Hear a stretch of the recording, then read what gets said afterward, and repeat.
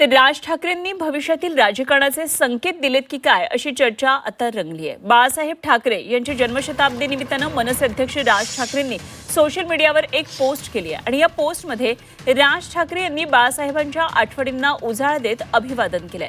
राजकारणात थोडी लवचिक भूमिका घेतली तरी ती व्यक्तिगत फायद्यासाठी किंवा स्वार्थासाठी नसेल असं राज ठाकरेंनी या पोस्टमध्ये नमूद केलंय आणि यासाठी राज ठाकरेंनी बाळासाहेब ठाकरेंच्या लवचिक राजकारणाचा दाखला दिलाय।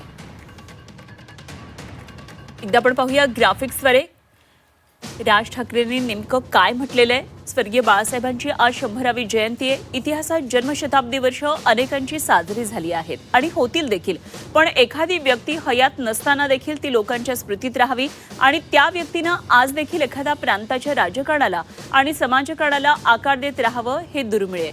हे फक्त बहुधा बाळासाहेबांच्या बाबतीतच घडू शकतं आणि म्हणूनच बाळासाहेब 100 वर्षांनीच काय पण त्यांच्या द्विशतकी जन्मवर्षात देखील लोकांच्या स्मरणात राहतील याची मला पूर्ण खात्री आहे। फक्त तेव्हा मात्र बाळासाहेबांचं स्मरण करणारा मराठी माणूस हा दुभंगलेला, खचलेला, पिचलेला आणि अन्याय मुकाट्यानं सहन करणारा नसावा। आज निष्ठा सहज विकल्या जातात, तत्व सहज फेकून दिली जातात आणि राजकारण हे पूर्ण व्यवहारी झालंय। आज राजकारणातलं यश हे कुठले मुद्दे ऐरणीवर आणले, प्रांतिक भाषिक अस्मिता किती धगधगती ठेवली, यापेक्षा निवडणुकीच्या राजकारणात किती यश मिळालं आणि त्यासाठी काय क्लुप्त्या वापरल्या यावर मोजलं जातं। बाळासाहेबांच्या काळात या असल्या अपेक्षांच्या फुटपट्ट्या नव्हत्या आणि असत्या तरी त्या त्यांनी झुगारून दिल्या असत्या। त्यांना स्वतःला सत्तेचं अप्रूप नव्हतं, पण सामान्य कार्यकर्त्याला सत्तेच्या पदावर बसवण्याचं समाधान मात्र त्यांना मिळालं।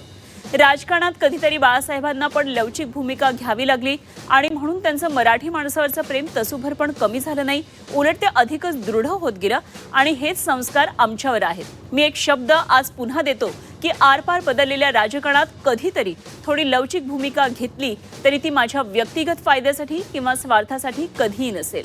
स्वर्गीय बाळासाहेबांच्या स्मृतीस महाराष्ट्र नवनिर्माण सेनेचं विनम्र अभिवादन।